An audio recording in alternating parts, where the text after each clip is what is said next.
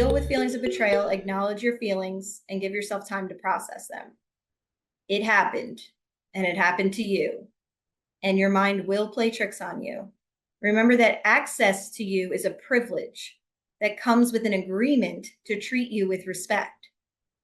Talk to someone you trust, write about your experience, and or focus on self-care, however you define that. I do write about my betrayals. Writer Anne Lamott has a wonderful quote that goes, "You own everything that happened to you. Tell your stories.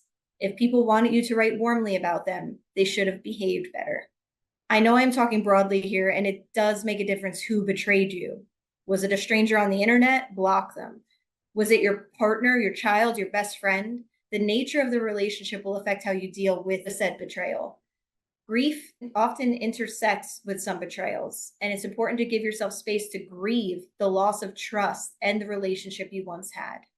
Remember, healing from betrayal takes time, and it's definitely not linear, and it's okay to seek professional help should you need it in that moment.